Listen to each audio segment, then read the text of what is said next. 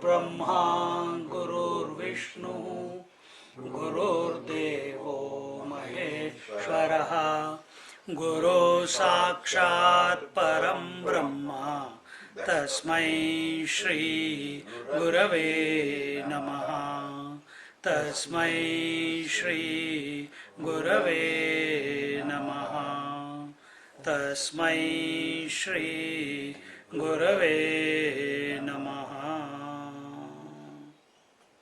We are in Pancadasi, chapter 12, I think verse number 43, and here we are seeing the topic of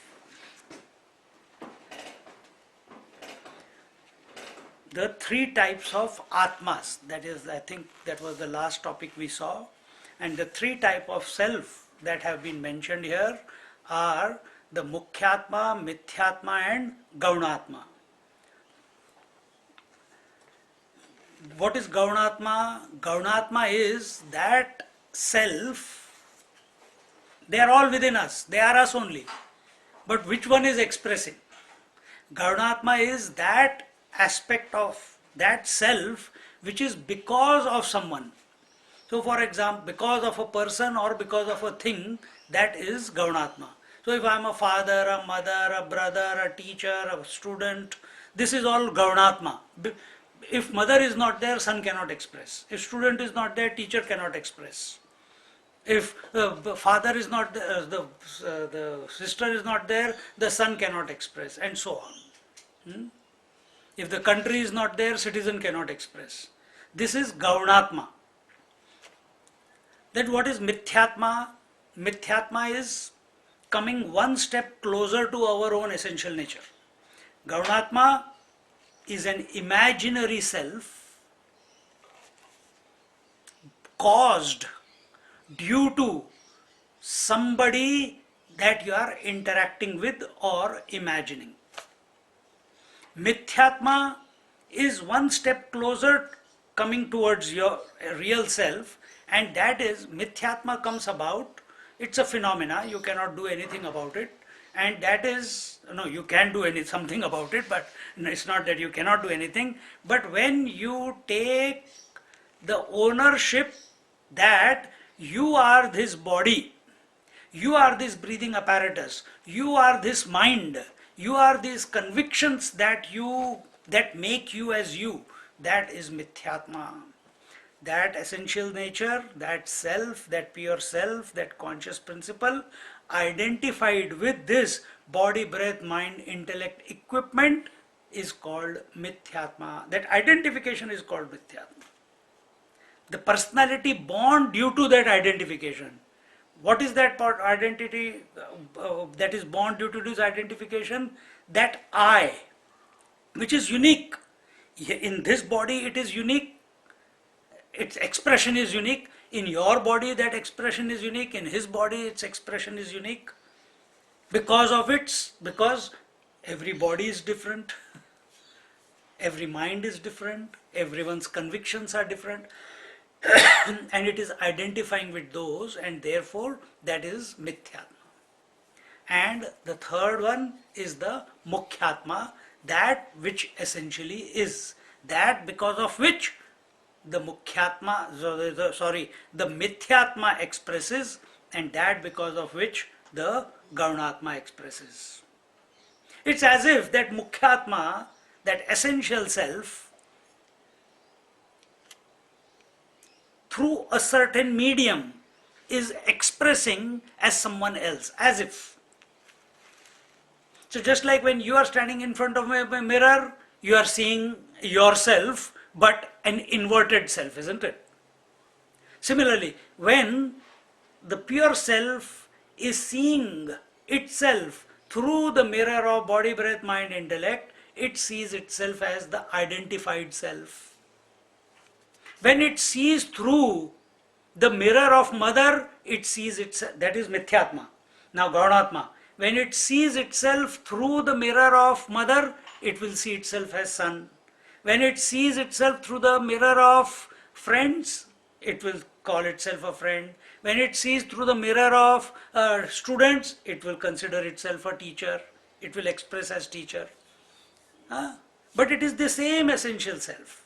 But what is the prism through which its rays of expression are coming out? And therefore, when we move around in this world, that topic will be taken now, but when we move around in this world, are you clear who you are? Gaunatma, you cannot do anything about, because in front of a mirror, can I do anything? If I go, reflection will be there. I cannot help it. If mother is there, son will express. I cannot do anything about it. Not at present. See? Oh, how did this body, Atma, start expressing through this body? This question is also invalid. Why did it get identified with the mind? This question, why, is invalid. It is defunct. It is happening. Now find a way out of it. How? By being aware that you are essentially the Mukhyatma under all sets of circumstances. Don't make the Mithyatma as the Mukhyatma. Don't make the Gaunatma as the Mukhyatma. You understand what I am saying? Don't make the son, the brother, the wife, the husband, etc., these personalities that you are expressing as, don't take them to be the primary one. Don't take you as this body, breath, mind, intellect also as the primary one. Then what you should take as the primary one? The one because of whom this body, breath, mind, intellect equipment is functioning. You should take that one as the real one, as your identity, because of which the various personalities, brother, sister, uncle, etc., all these are expressing out of you. Don't get identified and lose the plot. The moment we lose the plot, it takes some time before you come out of it. For that, every moment, extreme alertness is necessary. Vigilance is necessary. With regards to what? With regards to your true identity. And your true identity is the Mukhyatma. With this understanding, let's move in. Why have these three types of Atmas been mentioned? We are in verse 43. What was the previous verse? Okay. Satyevam vyavahareshu yeshu yasyatmato chita teshu tasyaiva shoshitvam sarvasyanyasya sheshata.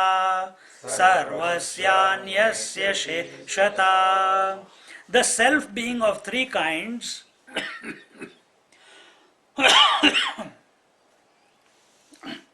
whatever is the proper meaning of the self in the appropriate worldly dealings and other worldly affairs, that meaning of the self is primary, and the remaining two meanings are secondary. So if I am taking the role of being the teacher very seriously, then actually being a teacher is what? Gaunatma. But because I am taking it too seriously, it becomes the Mukhyatma. And the Mukhyatma remains on the bylanes. It's given secondary importance. See, this is what our problem is. Because we move around in the world with the wrong identity. एवं सति येषु वा हरेषु यस्य आत्मता उचित तेषु तस्य एव शेषित्वम्. If the meaning of the three Atmas is correctly understood, then in the everyday dealings in the worldly affair, only that meaning of Atma which is appropriate with reference to a particular situation should be taken as the primary meaning, because all dealings in the worldly matters are referential. Everything is with reference to something in the relative world.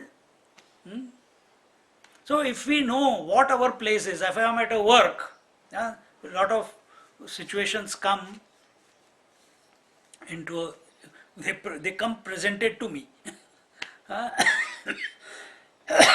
Last 2 days have been full on with people coming and giving me a downloading, and I don't know. I just hold on to the Mukhyatma, because I can't come up.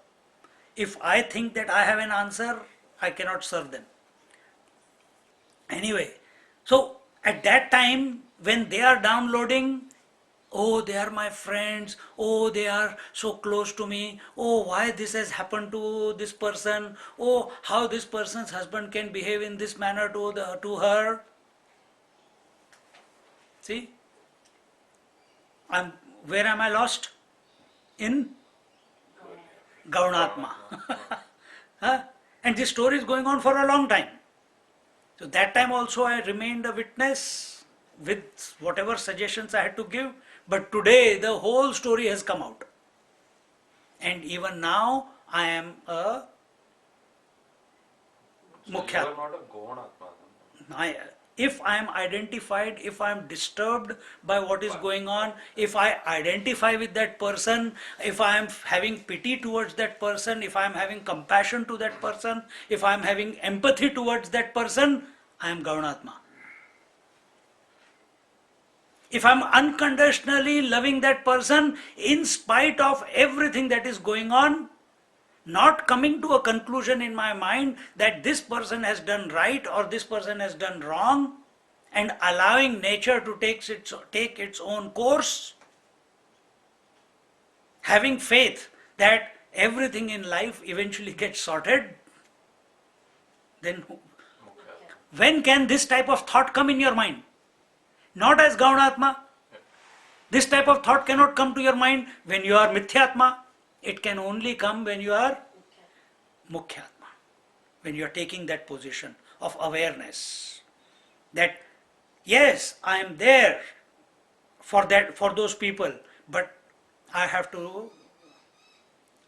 cannot dilute my attention on myself because of the world presenting itself to me. I cannot. Because what is my goal? What is your goal? Liberation. What is your goal? Liberation. What is that? To be free of. To be free of? To be one with God, to be free of? All attachments. To be free of all attachments. Amma, what is your goal of life? Happy. To be happy. What does that mean? We must be clear. What does to be happy mean for you? Say. I don't know, happy, just being happy. Yeah, but how will you know that you are happy? Does food make you happy? Does traveling make you happy? Does helping someone else make you happy? Content. To be content makes you happy? For you? Not affected by worldly affairs. Not to be affected by worldly affairs, that is one side, dukkha nivritti, and the second side is nirankusha trupti, means eternally content. Trupti is contentment. So contentment, only removal of and non-disturbance from the world, detachment from the world is not enough. It must conclude in absolute contentment within our heart and mind. That means after that there is no desire to achieve anything, to do anything, to change anyone or change anything in life. Everything is perfect. Everything is perfect.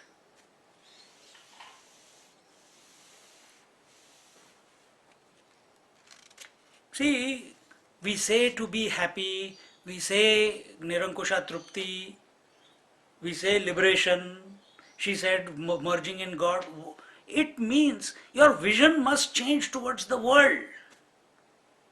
I can easily get caught up in the various situations of the world, people of the world, and lose Mukhyatma and make Gaunatma to be the Mukhyatma or Mithyatma to be the Mukhyatma. Right? So if I'm too involved in the pain of the body, then I have made Mithyatma into Mukhyatma. If I'm thinking about my pain in the head, today I had a terrible headache in the afternoon. But for that moment, I had made because I was identified with the pain of the head, means I was identified with the body, I was identified with the mind, which was and I was saying, I can't, I have to take Panadol, I have to do this, I have to do that. I had made the Mithyatma into the Mukhyatma. Understand this. Once you catch this game that is going on, how you are unknowingly making yourself diluted by becoming Mithyatma or Gaunatma, you will catch yourself. You will always keep coming back to Mukhyatma. So when I don't get affected by the world, it will start slowly. And when I come to establish myself in the Mukhyatma, vision will change. Vision will be what? That not only this Atma is expressing through this body, it is expressing through all the bodies. Not only it is supporting this mind and body and breath, it is supporting all the bodies, all the breaths, all the minds, all the thoughts of all the people. Then only one can be truly happy. Then only one can be truly content. Another way of putting it is surrendering yourself to the Lord. Either you come to know yourself as that Atma which is present in everyone. The light coming to know that it is electricity, once it comes to know that it is electricity, then it is not bound, it is not conditioned, it is not limited by one equipment, one bulb. Then its experience is, I am expressing through, I am supporting through, supporting all the bulbs in the world. Those which have died, those which are alive at the moment, and all those that are going to come in the future. I am supporting all of them. Without me, they cannot give light. See? This conclusion must come about. At least start appreciating it. And the mind will surrender. But for that, clarity and a deep conviction, initial stages, that I must focus on the Mukhyatma. I must not allow my attention on the Mukhyatma to be diluted by anything else. You being the Mukhyatma, you cannot put attention on Mukhyatma because you are the Mukhyatma. So can you,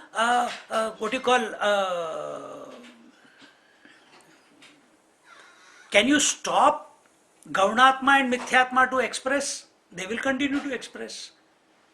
Only thing is, you are not under their Hariom. You are not under their sway. That is the question. You can come in if you want. You can sit there. You are not coming under their sway. You are not coming under their clutches. You are not being enslaved by the Gaunatma and the Mithyatma. See?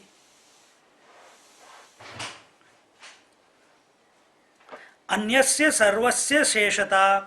The other two meanings become secondary. For example, when the consideration is with reference to the body, it is Mithyatma, that is primary. The other two take a secondary role. Thus, if the understanding of the three types of Atma is without any ambiguity, then it will be possible to deal with day-to-day vyavahara, worldly transactions appropriately as suited to the relative plane of experience.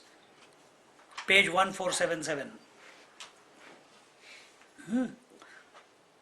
So, now are we clear as regards Mukhyatma, Mithyatma, Gaunatma? So when we are moving in the world, be very clear what your position is.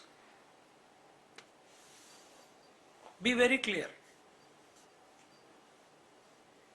That's when an infinite source of inspiration is tapped into, if you remain as Mukhyatma all the time.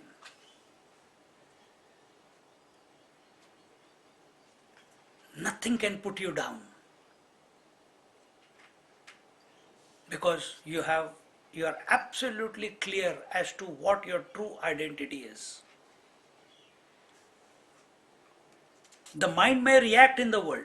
The mind may take responsibilities. The mind may feel. The mind may show compassion. The mind may become angry. The mind may go and plan for the future. But while the mind is doing all this, you do not forget that you are the Mukhyatma.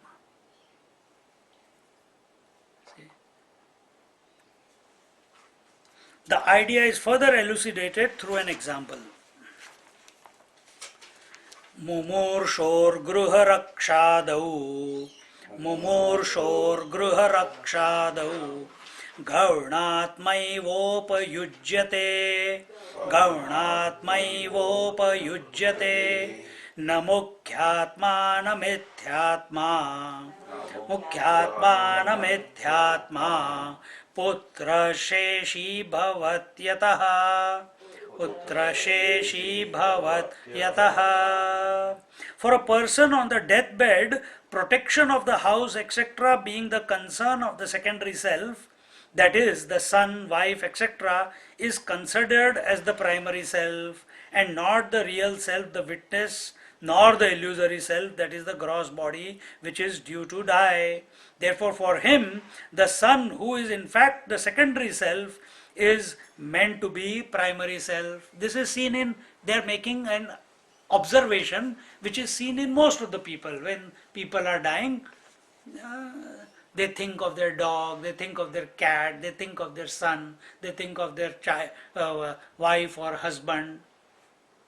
Well, if they are thinking like that, they have made that thought, that personality, which then who is thinking? If you are thinking of your wife, you are the husband. Husband is what? Gaunatma. But they have taken that to be the Mukhyatma. So every night, a good exercise is, every night when you go to sleep, be alert with who is going to sleep. Is the Mukhyatma going to sleep? Is the Gaunatma going to sleep? Or Mithyatma going to sleep? Be alert to this. Every night be alert to this, every morning be alert to this. I guarantee that when this body eventually goes away, is breathing its last, you will remember the Mukhyatma. You will be the Mukhyatma. But do that practice from now itself. Make sure that with the last breath before you merge into the sleep reminds you of the, not reminds, you be the Mukhyatma. You be the primary self. Don't make the self identified with the body, which is Mithyatma, to be the primary. Don't make the Gaunatma to be the primary. This is a sadhana. Do that every night. See the magic happen in your life. Before you know it, within few weeks it will start.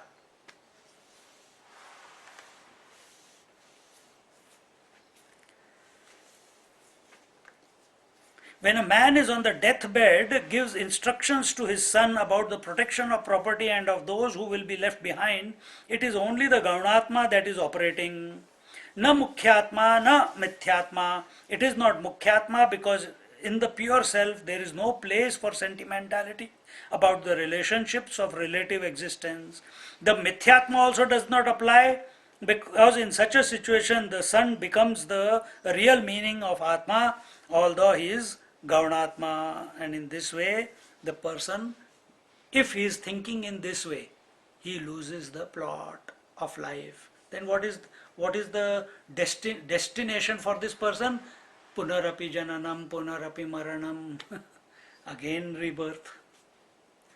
If it is liberation, if liberation is the goal, then we have to live a vigilant life. Further explaining this thought, Adhyetavah nirityatra, Adhyetavah nirityatra, Sannapyagnirna gruhyate, Sannapyagnirna gruhyate, Ayogyattvena yogyatvad, Ayogyattvena yogyatvad, Bhaturevatra gruhyate, Bhaturevatra gruhyate. Popular statements such as the student of Vedas is fire indeed. In such statements, fire is not accepted in its own meaning, being inappropriate. A brahmachari who is studying Vedas alone is accepted as the meaning of the word fire, being appropriate. Who is brahmachari? We understand the one who has controlled his vitalities, isn't it? Controlled his energies. He is brahmachari, isn't it? That is one way of looking at it. Another way is brahmacharati iti brahmachari, means the one who is walking the path to the truth is brahmachari. And the idea of the truth, the Brahman is another word for truth in scriptures. When this idea has caught your imagination and you are restless, you are ready to do whatever it takes, then you do tapasya, then you wake up, then you do your this abhyas, you do pranayam, you do yoga, you do meditation, you do japa. You don't know what works, but you are after it. Yena kena prakarena. Anyway, which way you can, you want to pursue that truth. You are on fire. One who is on fire is brahmachari. Right now you are on fire if you are looking for a job. But who is looking for a job? Is it Mukhyatma, Mithyatma or Gaunatma? Gaunatma. Let Gaunatma continue his journey. Don't forget that you are the Mukhyatma. Not at the end of the day. Even if it is end of the day, not a problem. But we must come to a point that throughout the day we do not forget who we essentially are. We are the Mukhyatma. The one who studies the Veda is fire. In this statement, although it is said that he is fire, one does not take it literally to mean that he is fire. Huh? So here it's like a simile. A person is told to be on fire, but actually he is not fire. Literally, he is on fire. Fire is being compared to that seeker. Fireness is Gaunatma, not the real meaning. The reason is that the fire is not qualified to study the Vedas, it will only burn the book. The student of Vedas use the fire for performance of karma kanda as enjoined in the Vedas. Just open the door for her. There, on this side. Push. Come on, come harder. Won't go. Push. Close it.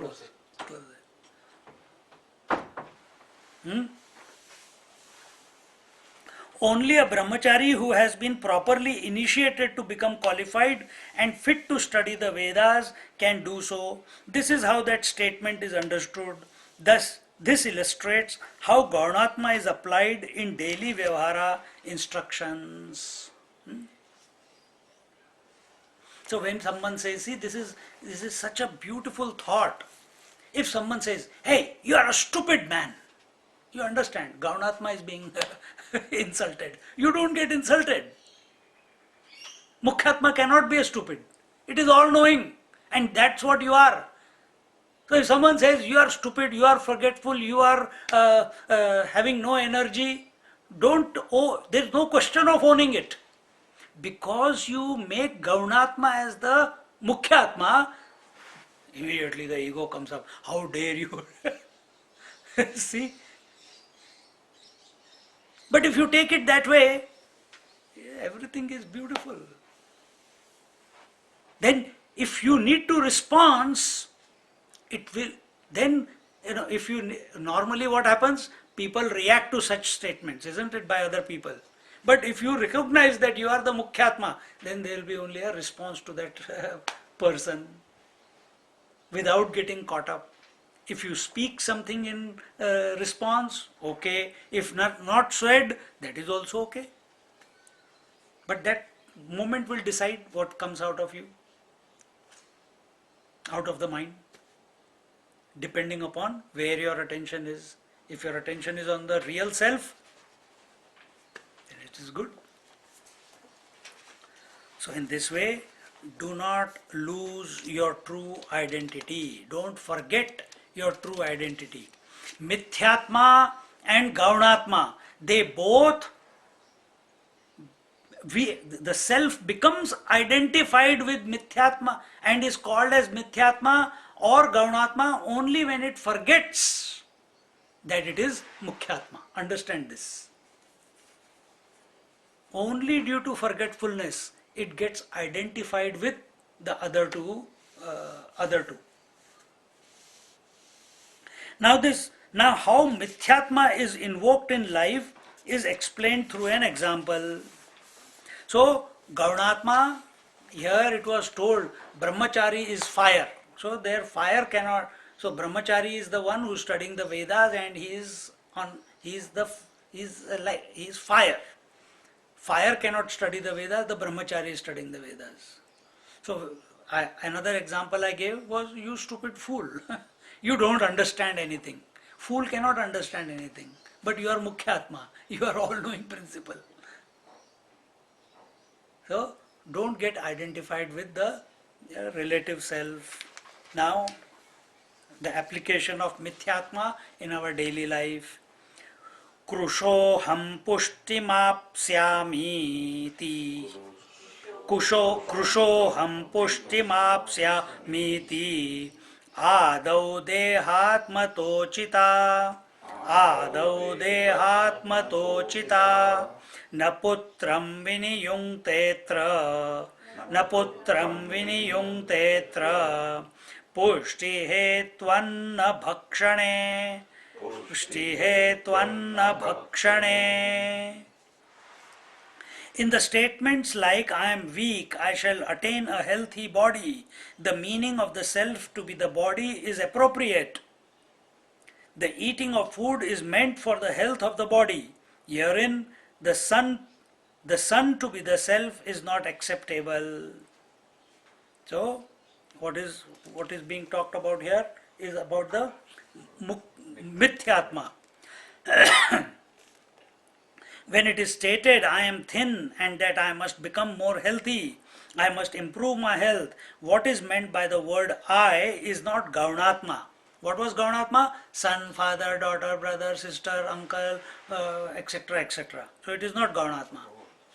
It is Mithyatma. Why? The statements that are coming out of your body is, out of your mouth, out of your mind or mouth are about the body, about the breath.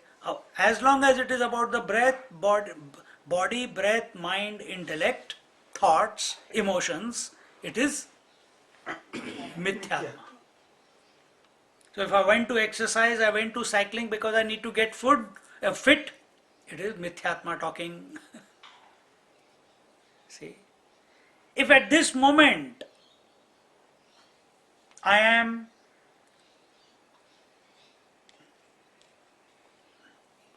talking about the Panchadashi in with a view to teach you, then what position I am taking?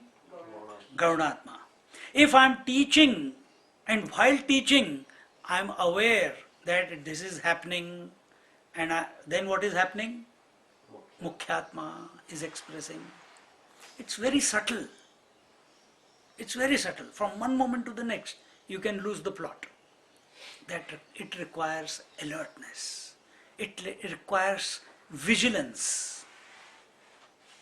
You have to open a spy agency within your mind.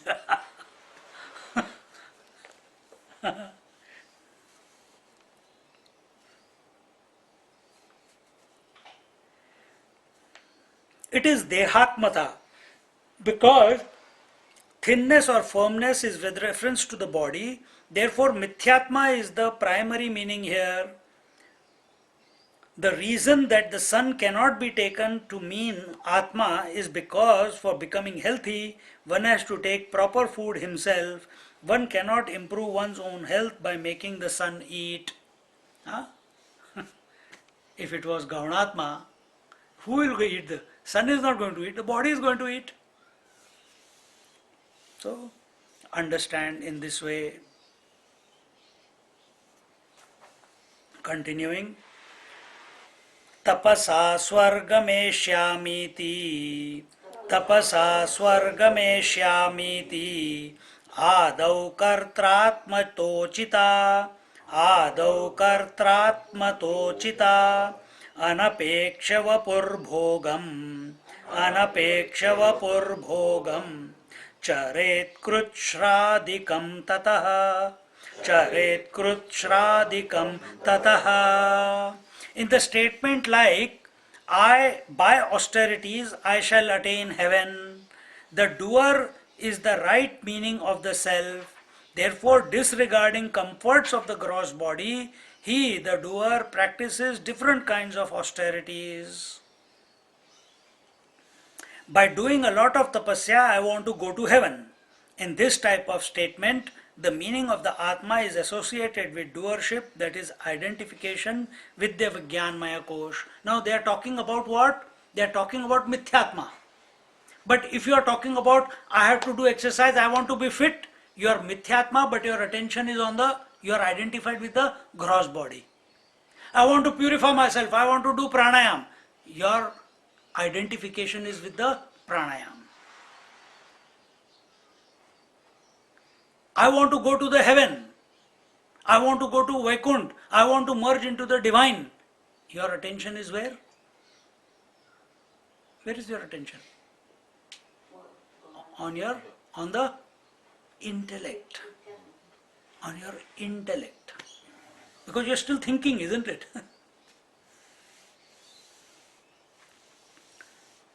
The moment this happens, I am Dehatma has become secondary. The comfort, so just for example, when you think about you want to sleep, isn't it? Sleep is also an expression of the mind only. But are you thinking about the body at that time? You don't care about the body. You don't care about the hunger. You just go to sleep, isn't it? So similarly, when you are thinking of something higher, because breath is subtler than the body, mind is subtler than the breath, intellect is subtler than the mind. So when you are thinking about the body, you have forgotten the other three. When you are thinking about the breath, you have more or less forgotten the body. You are less identified with the body, more identified with the breath, and less identified with the mind and intellect. When you are identified with your emotions, then you are less identified with the other three. When you are identified with the Vijnanmaya Kosh or the intellect or the convictions or the decisions that you have made, then you are less identified with the other three. The comforts for the gross body are rejected. There is divorce from Annamaya Kosh and identification with Vijnanmaya Kosh. Vijnanmaya Kosh, intellectual sheath, is subtler, therefore more powerful than the body. If you make a decision that come what may, I have to do tapasya so that I purify my mind and I want to merge into the divine, then you will not give in to body identification. If the body says I am tired, it will say, who cares? My goal is more important. My merging is more important than the comforts of the body. I have not eaten. Who cares? Thoughts will come. But your focus on something higher is more, intense as compared to your attention on the body. Before, when you say, I have to exercise, I have to do this, I have to do that, at the level of body, the body is dictating your thoughts. When you are in Vijnanmaya Kosha, your convictions are dictating your thoughts. So your conviction is what? Body is secondary, breath is secondary, emotions are secondary, my commitment to the truth is primary. And then everything else is just brushed away. Emotions will be experienced. Emotions will be experienced. Sometimes you sit in meditation for 2 hours, after that the body is aching. You will do whatever is required, but you will not stop. You will come back again after half an hour break. You are sitting in meditation, from there the mother calls. Immediately Gaunatma inside will react. Because son will react. Why she has to call? Doesn't she know this? Or you are sitting in the morning for meditation and suddenly the alarm goes and you remember, or you are sitting deep in meditation and suddenly the thought comes, what is the time? I should not miss the train. Who has started expressing? Gaunatma. Where were you just few seconds ago before? As Mukhyatma. And you cannot stop. You can't. Do you have the courage? If you have to go to work, you have to go to work. So you increase your. The question is, how can I remain as Mukhyatma in spite of Gaunatma and Mithyatma expressing? You cannot stop them, no? I cannot stop. If the mother comes in front, son will come out. But do I lose myself to the son? Because son is only an imagination in the mind. Do I lose myself to the employer as an employee? Because employee is only a role of the mind that the mind is playing. But I am the Mukhyatma. See? Once you start playing this game with yourself, it's a game. 24/7. You are with yourself. Swamiji, Hanji. the more subtle it is, the more powerful it is. Is that what you Yes, said this yes. one? Is that what you say is mind is bigger than the body? Is that the power? Mind is more expansive than the body, Expansive than the body. more powerful than the body. More powerful. Of course. Take, is water more powerful or ocean more powerful or wave more powerful or the ice more powerful? Which is more powerful? All of them are water only, no? Water, ocean, wave, ice cube or ice in the ocean. All are water, right? Yeah. So, what is ice? Water frozen in time and space is called ice. What is body? Consciousness frozen in time and space is called body. A different definition I am giving. Okay. Consciousness frozen in time and space. Do you have the vision to see this body as divine? From sitting here, because we have studied the books, we have studied chemistry, etc., we know ice is nothing but frozen H2O, isn't it? Very easily, and we have got no doubt about it, isn't it? Because when you melt it, what it becomes? What does it become? Water. Water.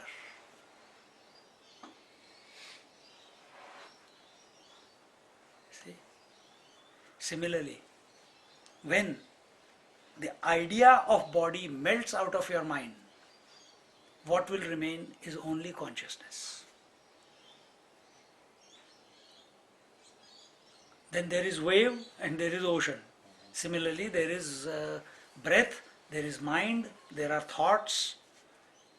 When your attention is on Mukhyatma, the impact of the body, the impact of the breath, the impact of the thoughts in your mind, it will start diminishing. As long as your attention is on the Mukhyatma as I, that is my true essential nature. All other personalities, the Mithyatma and the Gaunatma, their impact, their ability to entice you, their ability to enslave you, enslave the I, that will diminish. The identification becomes weaker the more you come back to the Mukhyatma.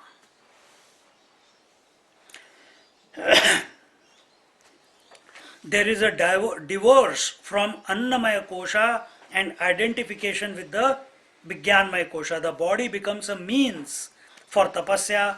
Thereafter, the individual does a lot of tapasya. When do you go to gym? When someone is not fit. When do they go to gym? They were a blob, they are eating and everything. When do you go to gym? When only your conviction, you have decided enough is enough. I am not going to be dictated by the body. I have decided that I am going to go to the gym and reduce my weight and look fit. And then you start. And tomorrow is difficult. But if the conviction is deep enough, next morning again you will get up, again you will go. Again you will get up, again you will go. Same thing with smoking, same thing with drinking, same thing with all habits. Once you make a conviction,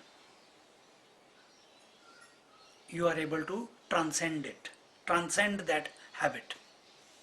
When you make a commitment within yourself, that enough is enough, man. How long am I going to? Whole life I have only been thinking, I will get up in the morning and meditate. Whole life I have been thinking New Year's resolution. So many years have gone by, but that resolution has not resolved itself. होता है ना कभी कभी. How long? Enough. This time it's make it or break it.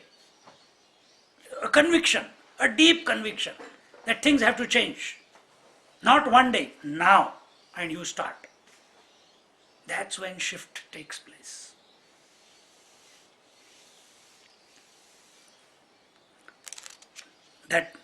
What is tapasya? Tapasya is in spite of difficulties, in spite of obstacles, in spite of challenges, you are able to push ahead. That is tapasya. Because when difficulties come, the mind will say, fire is generated.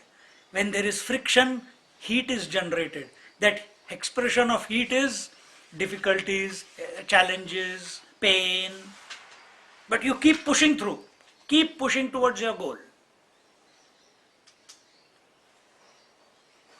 And that will be possible. Your ability to push through the challenges, obstacles and pains, etc. is only possible when your attention is on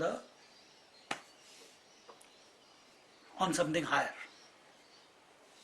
When you know very clearly, when your attention is not on the body, we are talking about Mithyatma here, as an individual. So when your attention is not on the body, it is not on the emotions, It's not on the convictions also, but you have made, instead of so many other convictions which you have cultivated over life, you are replacing them with the conviction at this moment, this is what is required to be done, and I am ready to do what it takes, oh Lord, get me there. And I am ready to put 110% behind it. And you start. Don't wait for tomorrow. You start. This is tapasya. Then the comforts of the body, the needs of the body will demand, but you don't have time for it. When it is really necessary, you may give it because you need to function. Emotions are required, yes, they are required, but if they are becoming an impediment in your journey, then you will put them aside. It's okay, leave them aside. Oh, I have to do this, I have to do that, I have to do that. You leave all those convictions aside because this one is very important. Which is the one? To be the Mukhyatma. Or if you are as an individual, if you decide that I have to do what it takes, oh, it's 9 o'clock now, it's 10 o'clock now, oh, suddenly you look into the email and you find some opportunities, but it's 9 o'clock or 10 o'clock at night, अच्छा चलो यार, we'll watch a movie now, and you are giving in. होता है ना कभी कभी. But you are able to put it aside, you come back to the focus that you have had. Then you're putting the sleep aside, you're putting the tiredness aside, you're putting the distractions aside, you're putting the laziness aside, you're putting the procrastination aside. These are all at the level of body and mind. Because you are convinced in your intellect that I must act at this moment on this opportunity that has presented itself to me. Right? This is how we move ahead in life. This is how we become self-inspired. We don't become inspired because someone else tells us. The true source of inspiration is the Mukhyatma, is the essential nature.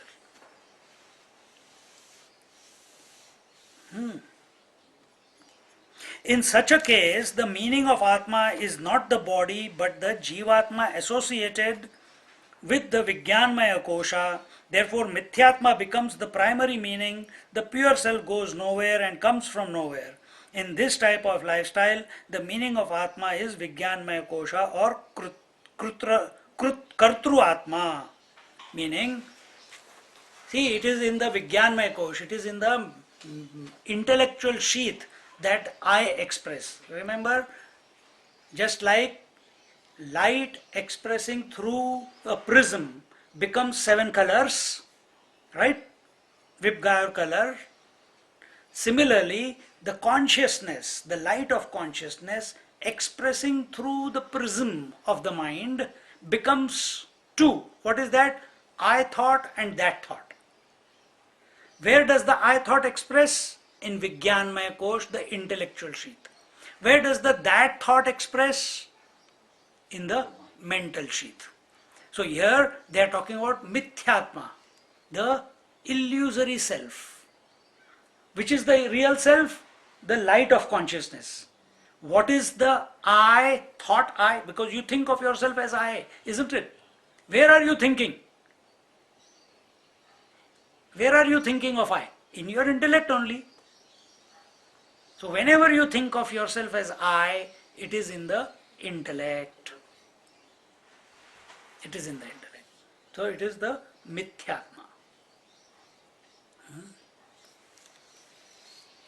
And when we are thinking about that, what about me? What about I? I am not a doormat. I am not this. I am a what you call Tismar Khan. Whatever you define yourself as, that you are a Mithyatma. And what is your true nature? You are the essential self. When you start being the being, I am not saying becoming. Becoming is in the I. I becomes some. Mithyatma, I becomes Gaunatma. But Mukhyatma, the essential nature, it does not become. You are that. You, it is the state of being. Then what happens? Then unconditional love flows to everyone. Remember these three things. If you are the Mukhyatma as the essential nature, then you will accept everything, you will reject nothing, you will retain nothing. Three things. You will accept everything, you will reject nothing, you will retain nothing. Then this Mithyatma has become neutralized. The Gaunatma has become neutralized. Thus, the points of reference for determining the primary meaning of Atma varies from situation to situation. Now, the third meaning of the Atma is given, and this meaning is Mokshehamithyatra yuktam. Mokshehamithyatra yuktam. Chidatmatvam tadapuman. Chidatmatvam tadapuman. Tadveti Guru Shastrabhyam. Dveti Guru Shastrabhyam.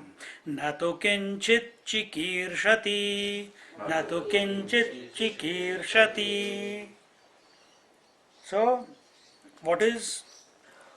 When a person decides that I shall attain liberation, thereafter the help of Guru, with the help of Guru and the scriptures, he comes to discover his pure conscious self and does not desire anything.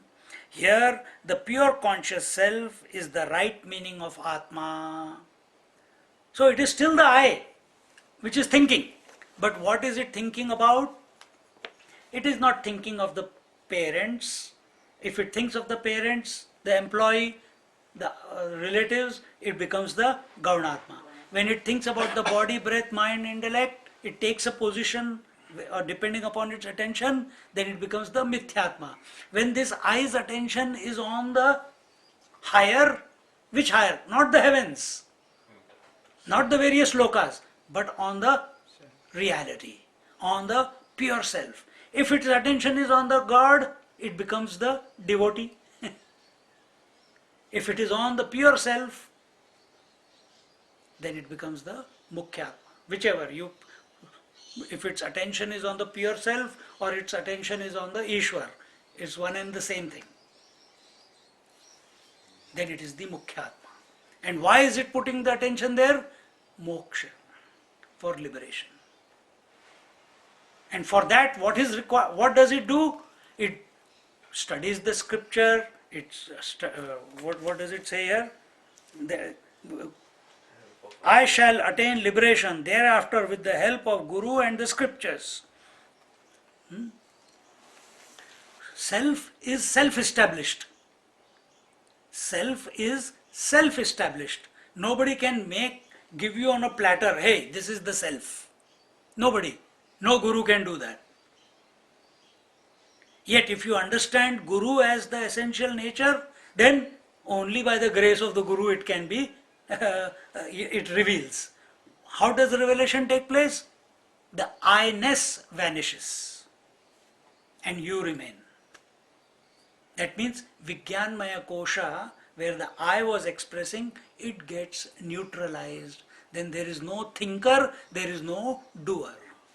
Just like as long as you are thinking of sleep, the intellect is functioning with conviction that I must think of sleep, then only sleep will come. But when sleep comes, is the intellect functional? When the sleep comes, is the thinker functional? It vanishes, isn't it? Exactly the same way. When our attention is on the Ishvara, or our attention is on the essential nature, the I is thinking, isn't it? It must come to a point that the I, the Vijnanmaya Kosh, the thinking about the truth vanishes. When it vanishes, What remains is the self, as long as you do not go to sleep. What remains is the self. And that is you. That is the real you.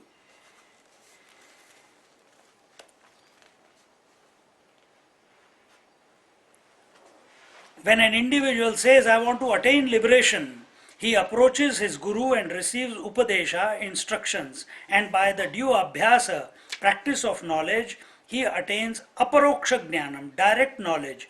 He comes to realize the real nature of the word Atma as pure consciousness.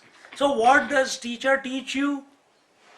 Teacher doesn't teach you have to come to the satsang, you have to attend my lectures, you have to give donation, you have to build ashrams from me, you have to do this, you have to do that. No. And what does a guru do? It makes through the scriptures, he makes you become available to yourself. Uddharet atmana atmanam natmanam avasadayet. He tells you, raise yourself by yourself in yourself. He doesn't make you, dependent on him. If he is making you dependent on him, he is not a guru anymore. He's got some vested interest.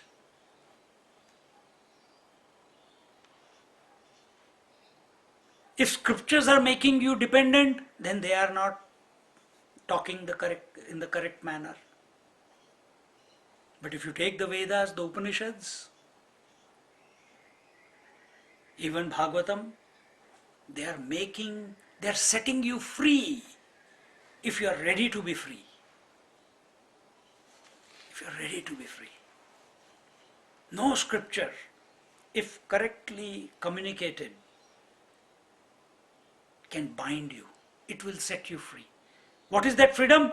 Even the scriptures have to be dropped. Because the scriptures through the mouth of the Guru Maharaj, it brings your mind to the threshold of the self in your understanding. Now you have to be there. That's all. So here, natu kinchit chikirshati. Therefore, he does not want to do anything or achieve anything because doing is only with reference to the Annamaya, Manomaya and Vijnanmaya Kosha or Gaunatma, which are not real. He wants to discard all of them and be one with the self. See? Oh Swamiji, if I do that, what will my parents say? What will my mother say? What will all the students say? What will other people whom I have got, who look forward to coming to satsangs? If I do stop all taking lectures, if I don't, because teacher is a Gaunatma, as a teacher, what if I do? Then what will happen? One day it must stop. What do you mean by it must stop? That means the ownership of being a teacher must stop. Teaching can continue. Teaching can continue. Right now, your attention is on me. You are seeing me. So the seer is born. But your eyes are seeing many other things in the room. Is a seer born? The moment it is seen, it is discarded, isn't it? You're not even thinking about it. See? Think about it.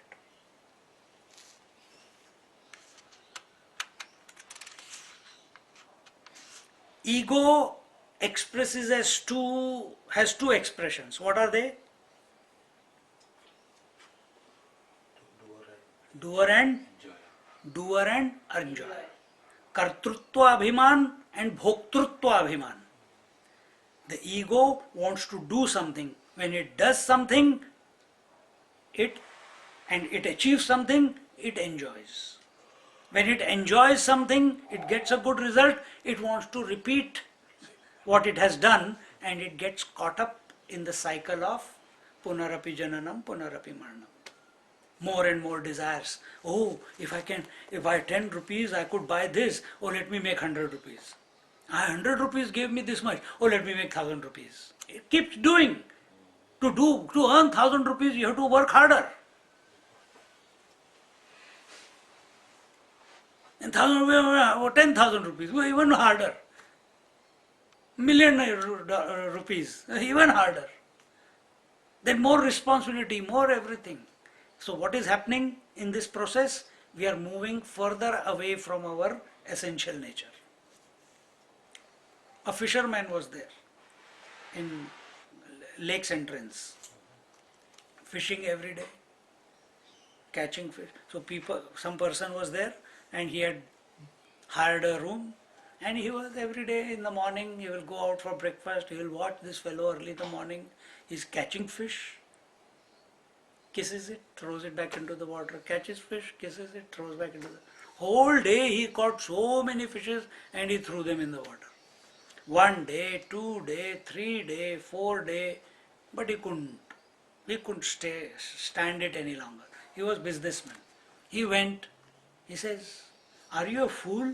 He says, "Why? What happened?" I've been watching you for last 2-3 days.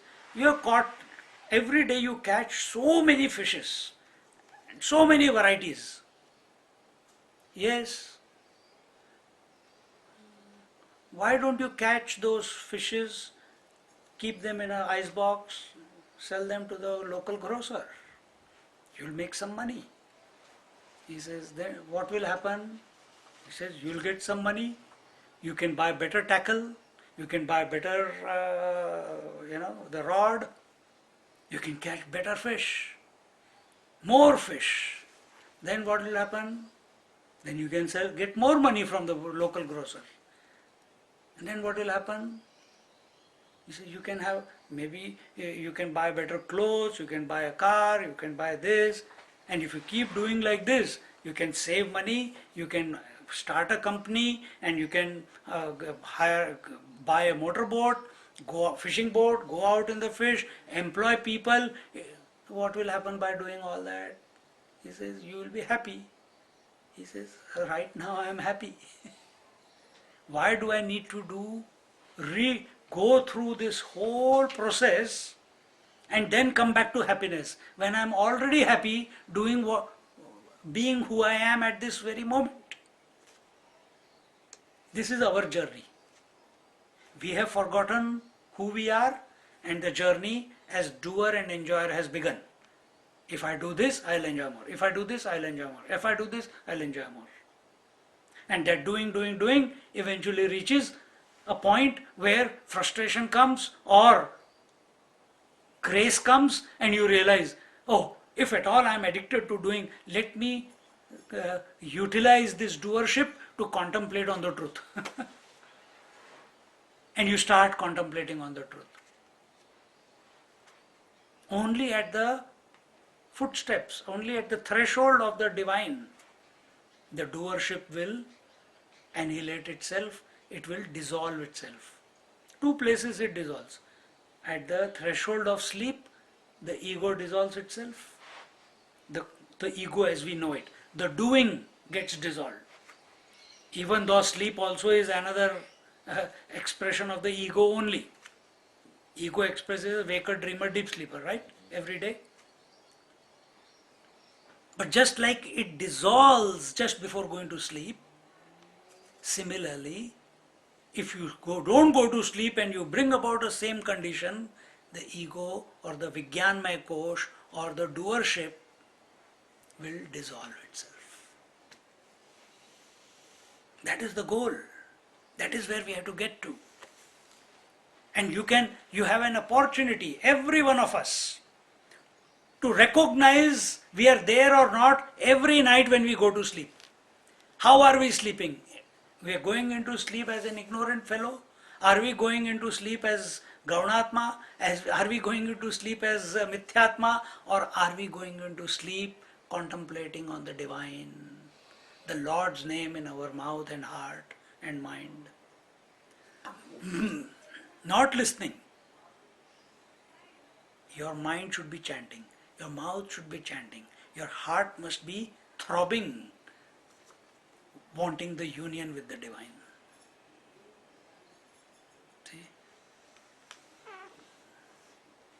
then grace flows. Then grace flows.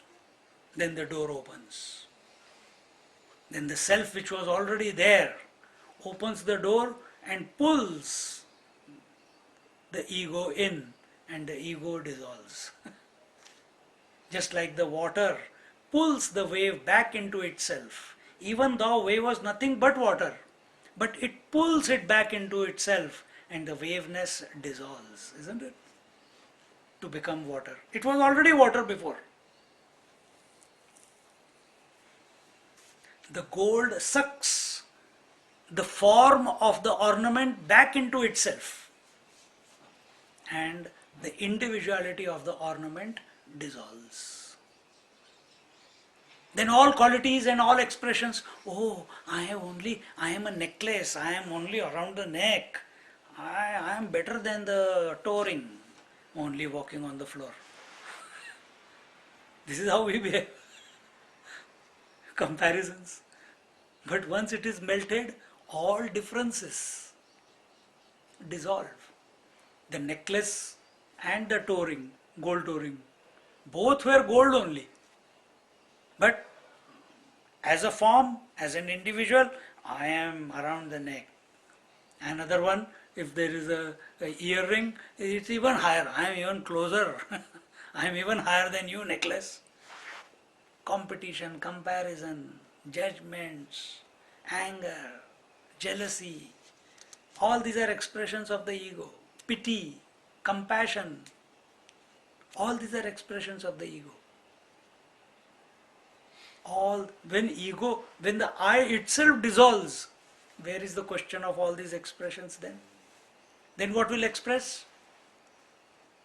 Silence. Conscious silence. Conscious silence. Then the divine starts functioning through such a person.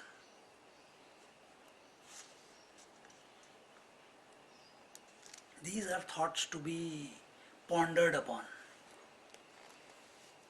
These are the thoughts to be pondered upon in life, to make life meaningful. Sorry आपने connect कैसे किया क्या? मतलब जो अभी बोल रहे थे अभी जो पैराग्राफ था Yeah, we are talking about Mukhyatma, no? अच्छा so We are talking about Mukhyatma. yeah, So we are talking about Mukhyatma. Mukhyatma with ego. No. Ego must dissolve हाँ, in order for Mukhyatma to be. okay, yeah. So that ego which is thinking about the truth. If the I is thinking about mother, it is Gaunatma. If the I is thinking about body, it is Mithyatma. If the I is thinking about the truth, it is Mukhyatma. The truth is other than all this. Understand? Therefore, he does not want to do anything or achieve anything, because doing is only with reference to the Annamaya, Manomaya and Vijnanmaya Kosh or Gaunatma, which are not real. He wants to discard all of them and be one with the self. In this manner, when such a student talks in the language of liberation, he is not talking of living or dying. All such desires have gone from him. Now he has only one point of reference, and that is the Chidatma, the Mukhyatma. So what is this I thinking about? The I is thinking about the conscious self, right? When it is thinking about conscious self, is this I other than the conscious self? It is one and the same. If the wave is thinking, I must meditate and realize the water, is the wave already water? Yes. So when it is thinking about water, even though it is already water but does not know it, there might come a moment in its tapasya, in its austerities, in its contemplation, in its meditation, that the identity as a wave might dissolve. Only then it is possible. But when it is thinking of itself as a wave, it is Mithyatma. It can never recognize it as itself as water. Impossible. When the wave is thinking about other waves, it is Gaunatma. Got it? So, this Atma, this I, when it is thinking about the Supreme Self, the conscious Self, the essential Self, the Chidatma, it is the Mukhyatma. And that Mukhyat, what it is thinking about is also that only. So mind always wants variety. When will I think about Mukhyatma? Why will it think about Mukhyatma?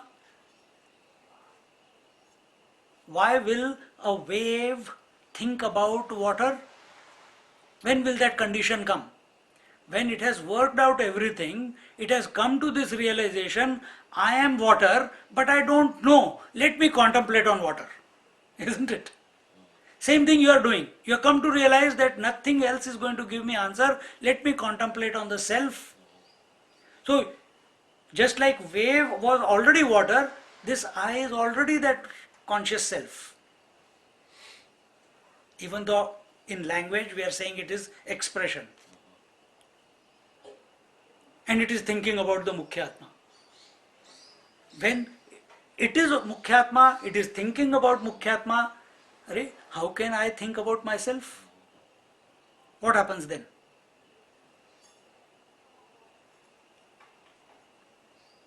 Can the I see itself? Can the I see itself? So can the mind, can the I think of the self? So it knows, scriptures say, you are of the nature of the reality, and it is thinking about the reality. So, oh, I am the reality and that I am thinking about reality, then why am I thinking about myself? When this clicks, it has to click. And it will click only when the mind gets purified. When the mind gets free of all Gaunatma and it becomes free of all Mithyatma. Then only it will click. And when it clicks by the grace, silence. The I has merged into the divine. I has rediscovered itself to be the infinite I. Infinite cannot be thought about. Therefore it is called experienceless experience. It is called aparoksha anubhuti. It is the direct experience of yourself as the self without the medium of thoughts. Without the medium of thoughts.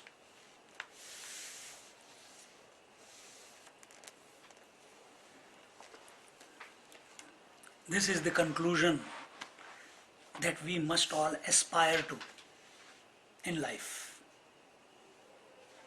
This is the goal. This is the destination.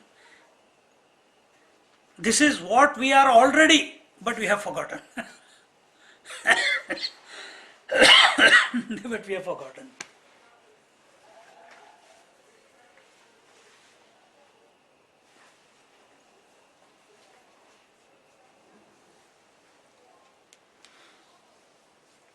Having clarified the distinctive nature of the three Atmas, they are analyzed further. The real meaning of Atma is determined by the point of reference. So, for the Gaunatma, what is the point of reference? Someone or something. Right? For the Mithyatma, what is the point of reference? Body, breath, mind, intellect. Body, breath, mind, intellect is the point of reference.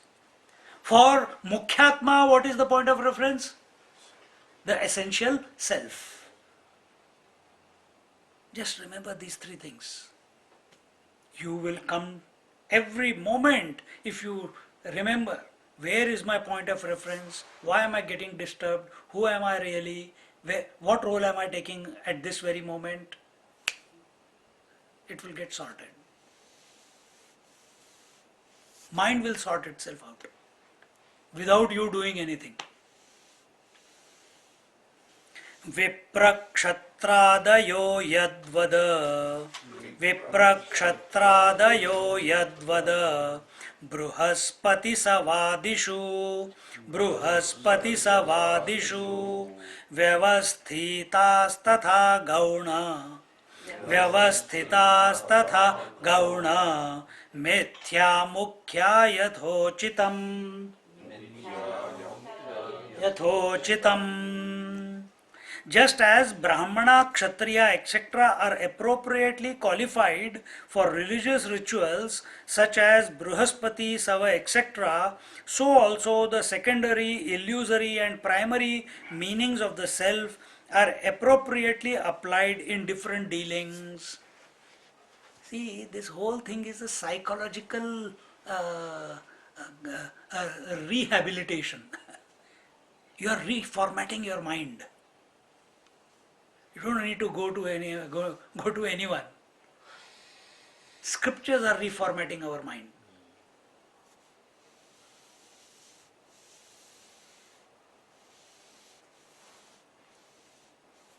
There is no question. Once you understand this, there is no question of depression in life. There is no question of sadness.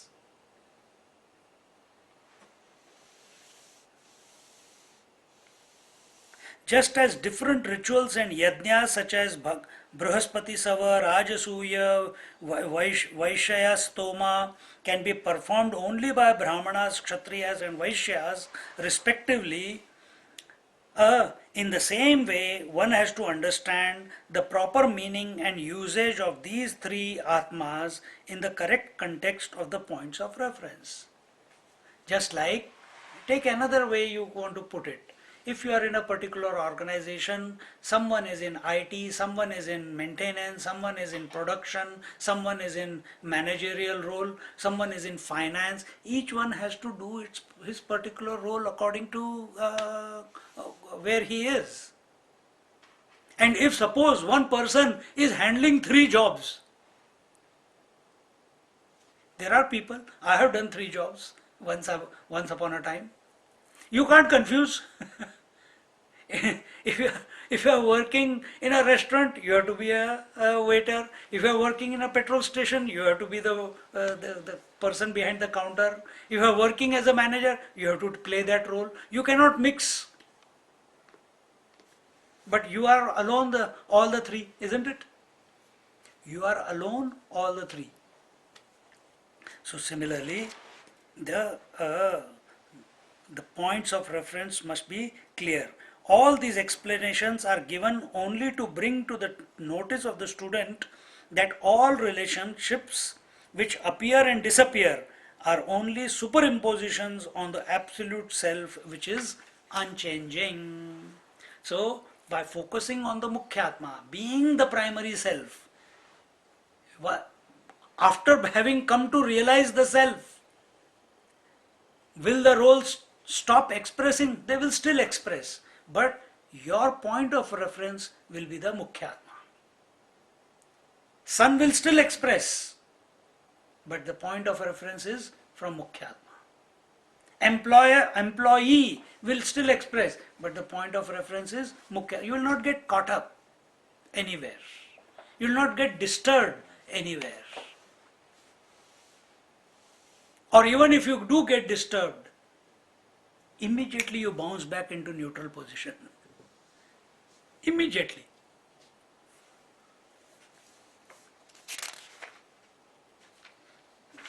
The thought is concluded. This is the last verse we'll do today.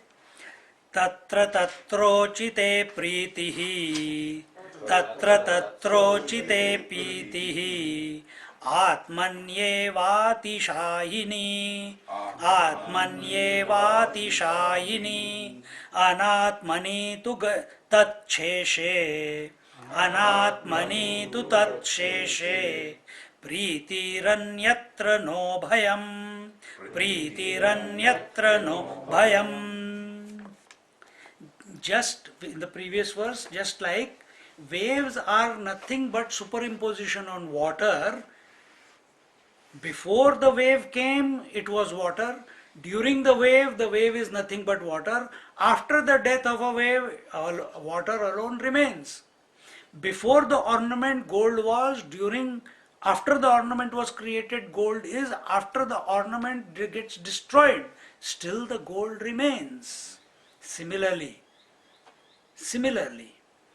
before Mithyatma, Gaunatma and the Mukhyatma is, the pure self is, during the Mukhyatma and Gaunatma, still the pure self is, and when all the relative Atmas, they dissolve themselves, still the essential self is. Then what is this? The Gaunatma, Mithyatma, etc., and the seeking, the Mukhyatma seeking, all these are superimpositions on the essential self.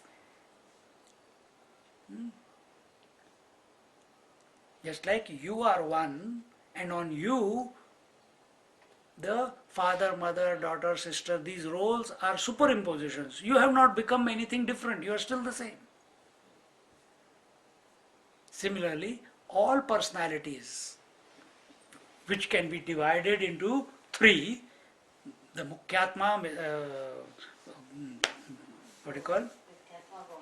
Gaunatma and Mithyatma, they are superimpositions on the essential self. When I am saying superimpositions, why did I use the word Mukhyatma? As a seeker. As a seeker. Because I thinking about the truth is Mukhyatma, we said, isn't it? As a seeker of the truth. Even that seeking is a superimposition on the self. Because self is ever established. Self is the substratum. Self is the foundation. Self is the only thing that there is in this creation. In other words, divinity is the only thing that is there in this creation. Concluding, in the respective dealings, a love for the primary self is extreme, and for the other secondary things that are helpful to the primary self, there is only love, not extreme love. For things other than these two, neither primary self nor the helpful things, neither love nor extreme love are seen. Meaning what? See, some people, they are so attached being, they are so, being the Gaunatma. You see, when year 12 comes, all parents are Gaunatma. What are they doing? They are going to the temple and praying for their children. Isn't it? Yes. They are, so, that Gaunatma has become the primary self. And they are invoking the divine, they are thinking of the divine. But for whose purpose? For the child. They can never invoke the divine as a Gaunatma for knowing the truth. They can never do that. Because Gaunatma is essentially because of something or someone. Mithyatma, if it is praying to the self, it will be only for the body, breath, mind, intellect. It cannot be for anything else. Then that becomes the primary self, and it is using the divinity, it is using the grace, it is invoking the grace, not to be, to recognize it is not other than the grace, but to heal the body, to heal the mind, to heal the intellect, to gain heaven, to gain the higher lokas, to gain siddhis. That is why it is invoking the it is invoking the grace. See? And why does it do that? Because it is so much in love with that particular role. Ati priti.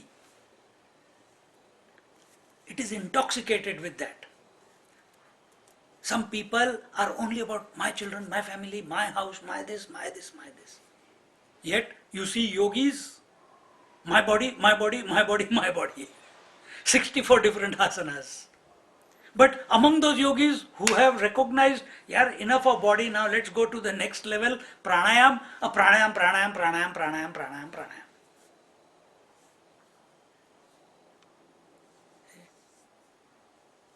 Then yet others, oh, pranayam, I think after when the pranayam reaches its conclusion, The mind is still. What should I think of now? Because this thought will come. What do I think? Because we have not learned how to remain in silence. So mind will pump up something from the subconscious. What should I do? For the truth. They say there are siddhis. Oh, siddhis. Very few people think about the Mukhyatma. Very few people think about the essential self. So, wherever your attention is, whatever your role is, whether you are Mithyatma or you are Gaunatma, you have put all your eggs in the basket of Mithyatma or you have put all your eggs in the basket of Gaunatma. And you are absolutely, as a Gaunatma, your love is for that one because of whom you have taken that role. As a son, I love my mother, isn't it? As a Mithyatma, I love my body. I love my emotions. I love my convictions. Where have you placed your love? Into something, somebody else's pocket. And where is the source of love? The essential nature. So we are not thinking about the essential nature, but we have put it on, we have, what do you call, superimposed it on something else. So that is what is told here, that for each transaction in a specific context, Atma alone is the point of highest love, Ati Priti. The supreme love is only for the Mukhyatma, which one considers as one own self. Nobody can deny at any given moment you are the Mukhyatma and your nature is of that of love. But because you do not recognize that you are the Mukhyatma, that love has to go somewhere, isn't it? So either it goes on the body, breath, mind, intellect, or it goes on the relatives, or it goes on the things. If it goes on the relatives and things, that same love which is your essential nature, it has to go somewhere. It is expressing all the time. The moment it goes to the things and beings, the Gaunatma is addicted to that. If it goes to the body, breath, mind, intellect, the Mithyatma, and it cannot think any other way.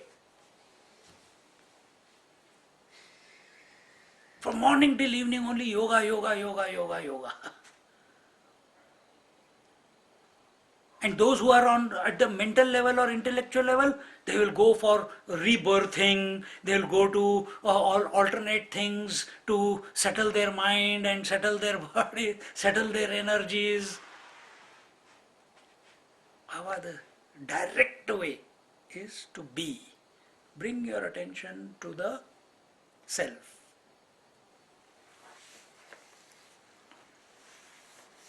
The supreme love is only for the Mukhyatma, which one considers as one own self. When this is analyzed and understood, how do you analyze and understand this? Through scriptures and through a live teacher, a living teacher. It should not be done through indirect means. It should be done only through direct means. Because understanding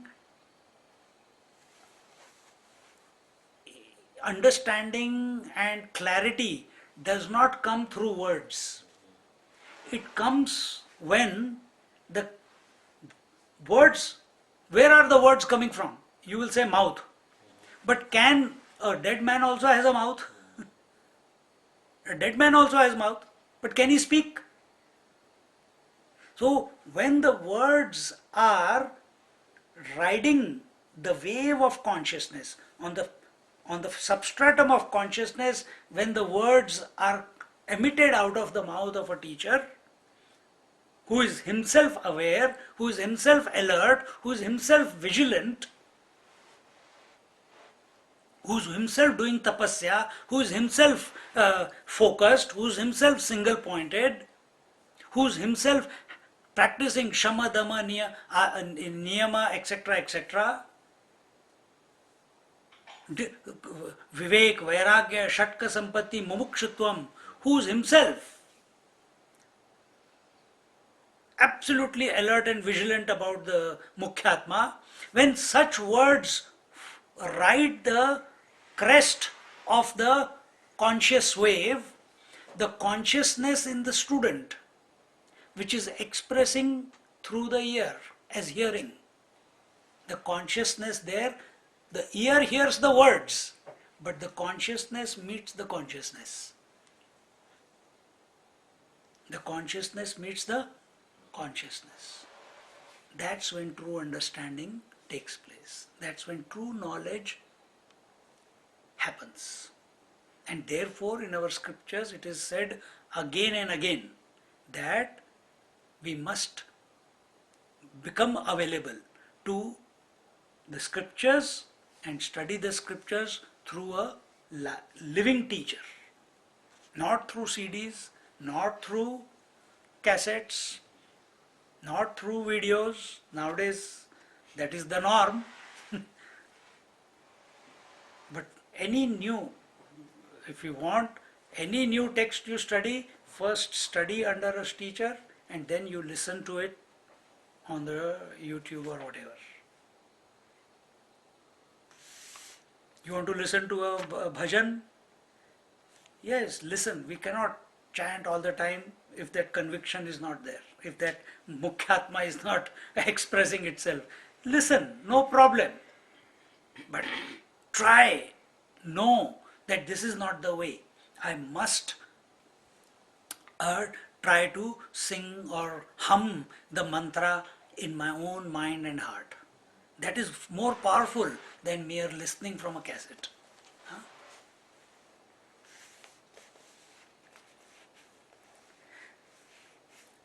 When this is analyzed and understood, then it will be clear that whatever gives the greatest happiness to the self is that for which there is highest love. So what gives you greatest happiness? Gaunatma can never be satisfied in life because it is seeking love from things and beings. Mithyatma can never be satisfied in life. Why? Because it is seeking contentment, love through the body, breath, mind, intellect. But body is continuously changing, breath is continuously changing, emotions are continuously changing, convictions are continuously changing, so they can never give you lasting peace and happiness. Then who can give you? Mukhyatma. Only Mukhyatma. In this way, understand and analyze.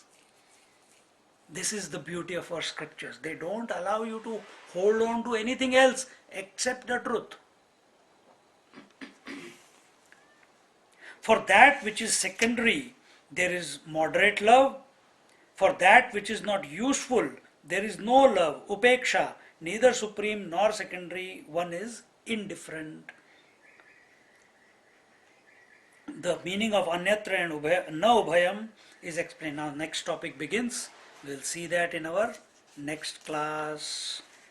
Om Purnamada Purnamidam Purnat Purnamudachyate Purnasya Purnamadaya Purnameva Vashishyate. Om Shanti Shanti Shanti. Hari Om Shri Gurubhyo Namaha. Hari Om.